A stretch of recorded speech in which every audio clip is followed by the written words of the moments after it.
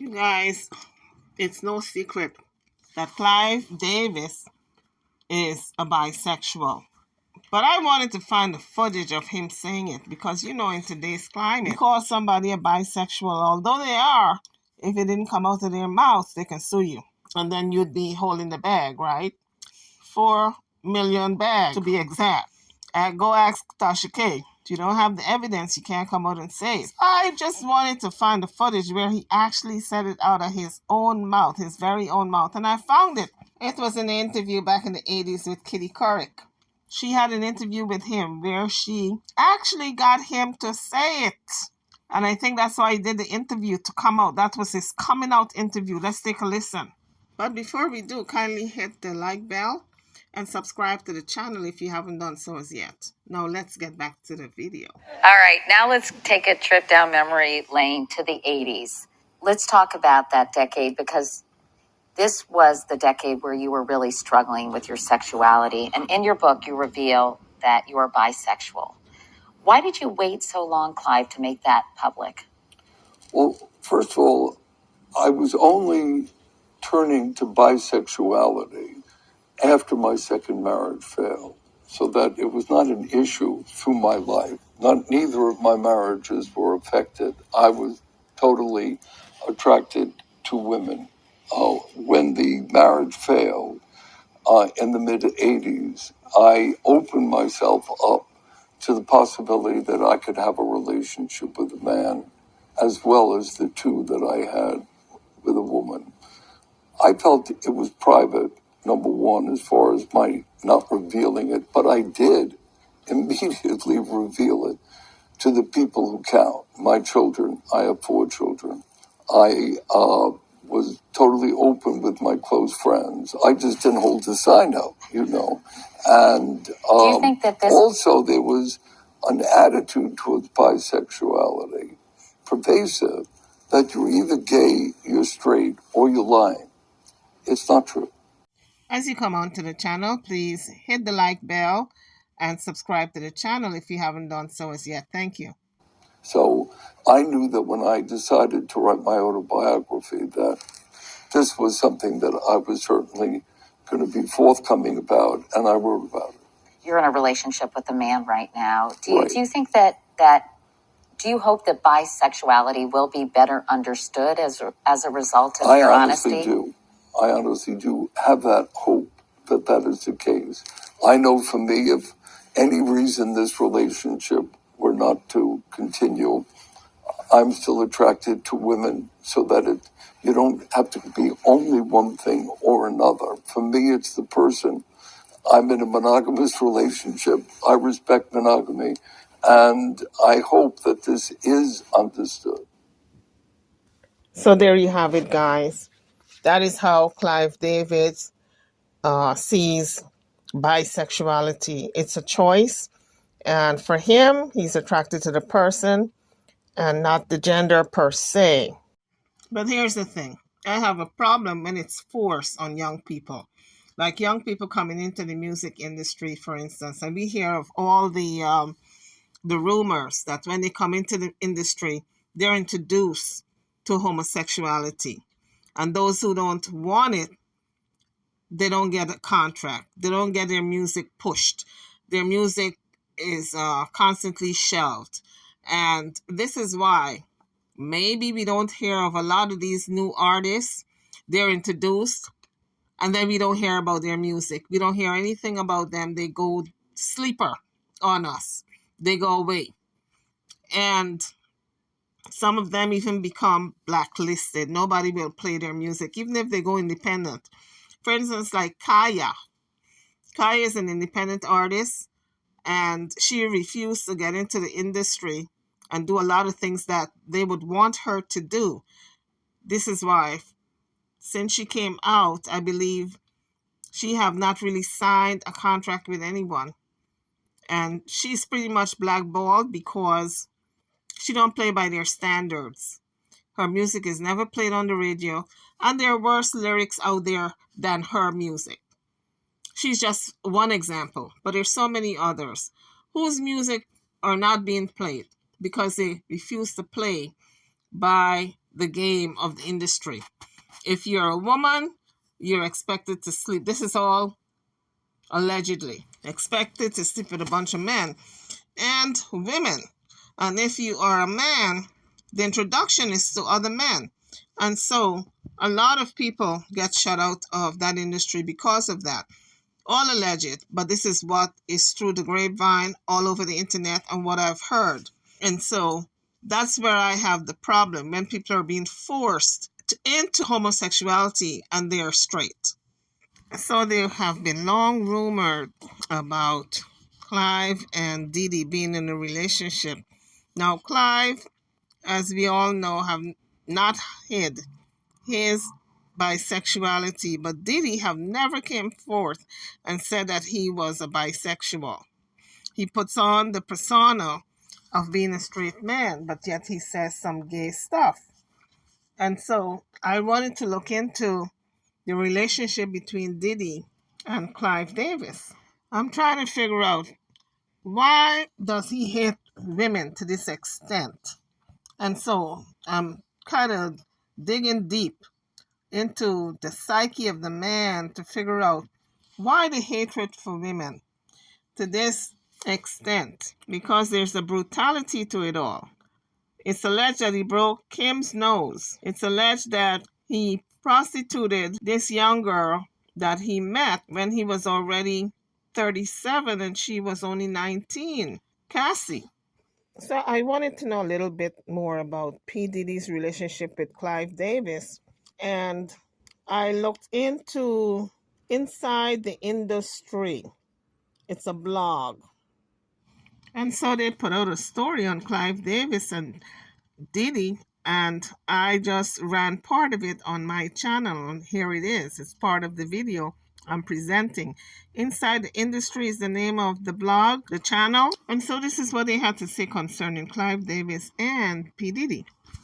Figure Clive Davis. Although Clive Davis has gained fame for his music productions, he's currently the subject of discussions regarding his romantic pursuits. Following 2 marriages and subsequent divorces, Clive embarked on a journey of self-exploration to determine if he could be attracted to men as well.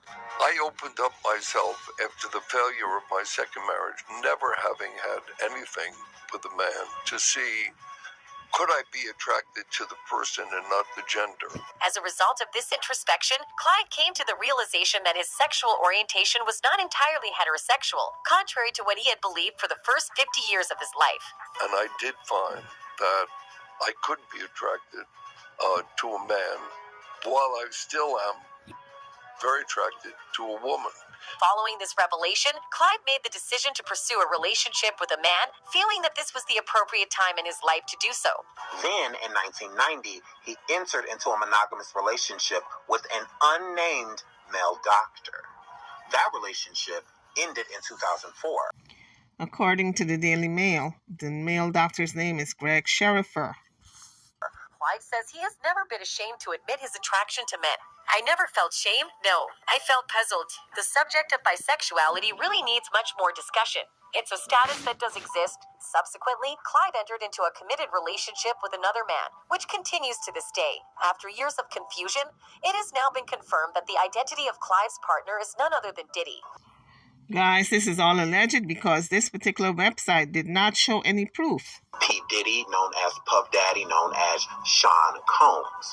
Allegedly in 1994, Sean Combs requested doing sexual favors for Clive Davis so that Bad Boy Records could be what it is.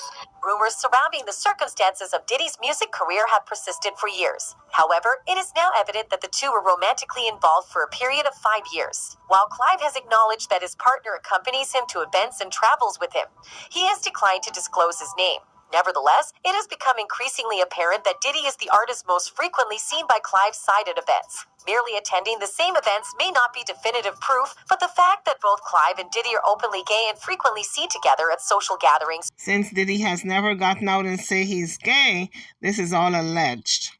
That both Clive and Diddy are openly gay and frequently seen together at social gatherings strongly suggests that there is a significant connection between them. The close bond between Diddy and Clive has been well established over the years. During this time, Clive has been in a committed relationship with a man, while Diddy has faced accusations of being closeted. Given these circumstances, the possibility of a romantic connection between the two is quite plausible. Furthermore, Clive has been open about his sexuality and relationships, yet he has never denied these rumors, further strengthening their validity. Diddy has remained silent on the matter as well. Diddy crossed paths with Clive when he was a 23-year-old aspiring artist looking to break into the cutthroat music industry. However, his hip-hop concepts managed to impress the legendary Clive, who was searching for a performer who could truly connect with the public. Clive has spoken about their initial encounter, stating that he found precisely what he was seeking in Diddy. Puffy was 23 years old and I knew the artists that I had, Aretha, Dion, Whitney, was one kind of music. Davis says, Leatface ushered in blue-collared R&B at its height, but sensing the hip-hop revolution, both Leigh and I agreed that we could use someone really attuned to the street. If you're coming onto the channel, don't forget to hit the like bell and subscribe to the channel if you haven't done so as yet. Thank you. You gotta know what you can do for yourself, and you gotta know when you need to look to other people. During that period, Diddy was employed under Andre Hall at Uptown Records. However, meeting Clive Davis proved to be a pivotal moment in his career, as he was able to make a lasting impression on the music mogul with his words, as Clive himself recounts. When I met with Puffy, he articulated that hip-hop should be part of the top 40 mainstream, and that the business would change in the future. And I said, what have you got to illustrate that point? And he played me Craig Mack's Flop It in Your Ear, and he played me the then unknown artist that he felt and believed so strongly. He played me 4 or 5 cuts from Notorious B.I.G. Diddy's words were compelling enough to persuade Clive, who promptly informed him that he had effectively conveyed his vision. I said, okay, you proved your point. That's when I introduced him to the weekly, what we called singles meetings. I introduced him to an executive there as someone who would help lead us to the street and share in the forthcoming hip-hop revolution. While Diddy's swift rise to stardom may appear to have been the result of a straightforward exchange with Clive, the reality is far from what Clive has presented over the years. As it turns out, this encounter served as a facade for Clive's pursuit of sexual relationships with men, and Diddy was not the only person he engaged in such behavior with. Again, this is alleged. It has been demonstrated that Clive has engaged with promising young artists, making assurances of a prosperous career in the music industry before getting romantically involved with them. Diddy appears to have avoided being cast aside after his relationship with Clive, as Clive provided him with assistance in launching his own record label, Bad Boy Records, and continued to support it for a number of years. Although Clive has been candid about his sexuality, Diddy has not addressed the matter himself. However, there have been indications to the contrary. It is, in fact, widely recognized that Diddy is gay, as he has been observed engaging in behavior that suggests... This is all alleged. A person can have gay behavior and still be heterosexual, not necessarily homosexual. So this is all alleged. As he has been observed engaging in behavior that suggests it. Keith D, a notorious gangster who frequents celebrity circles, once caught Diddy engaging in suspicious behavior with another man at a party. Puff and Tupac was like a couple, seemed like to me. There was just a lot of weird shit going on, you know what I'm saying? Diddy's former bodyguard Gene Deal had several stories about Diddy's behavior indicating his sexuality. On one occasion, Gene witnessed Diddy and another rapper exiting a room wearing only towels. Puff and Ja Rule runs out the room. Puff got his towel, Ja grabbing his towel, but they butt the naked. It's clear that Diddy wasn't particularly worried about Gene knowing his true sexuality. Even after his ex-wife Kim Porter passed away, the former bodyguard revealed that while they were married, Diddy had already been getting with whichever man or woman he wanted. Diddy has shown interest in other male rappers and artists and once made advances towards 50 Cent, but the latter promptly rejected him. At Chris Lighty's wedding, he told me to take me shopping. I looked at him like, what you just say? Everybody see, don't make like it's just me, man. Fluffy do some little fluffy stuff. Diddy allegedly invited 50 Cent for a shopping trip, which some speculate was actually an invitation for something more than just shopping. Usher has also shared some interesting stories about his time spent at Diddy's house. Puffy Flavor Camp. There you go. To learn Flavor Camp. Yeah, that's what it was called. Well, very curious things taking place. This interview was between Howard Stern and Usher. And I didn't necessarily understand. According to Usher, he started getting exposed to copulation, substances, and many other questionable deeds as a 14-year-old. Over the years, people have asked Usher, how come his mom allowed him to stay with a grown man?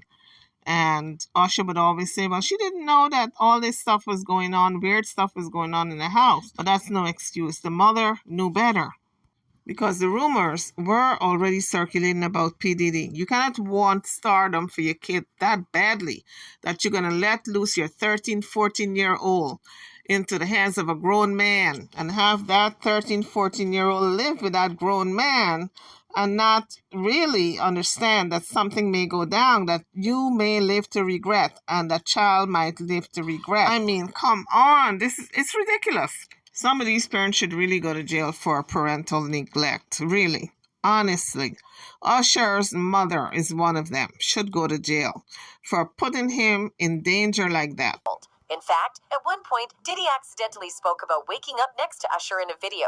That's my brother right here from day one. We used to wake up and, pause, but like that's back in the days when he was like 10 and I was a little bit older, his older brother, we used to fight over the Frosted Flakes. Many fans believe Diddy was basically forced into this relationship with Clive, expressly because of his career. One wrote, Sean Diddy Combs was given his bad boy imprint by heiress Clive Davis, who is openly gay. What Sean had to do for riches is not uncommon for successful black men in entertainment and politics. If this is true, guys, we know what happens to people who are abused, essayed, right? They become abusers.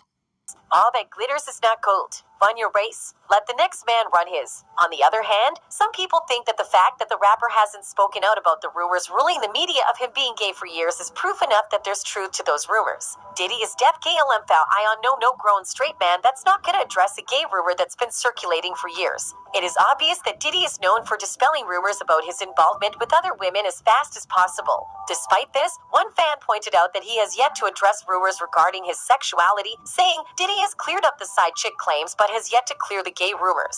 It appears that Diddy and Clive have been romantically involved for several years, though they have not been forthcoming about their relationship. However, there are indications and evidence that suggest the nature of their relationship is more than platonic.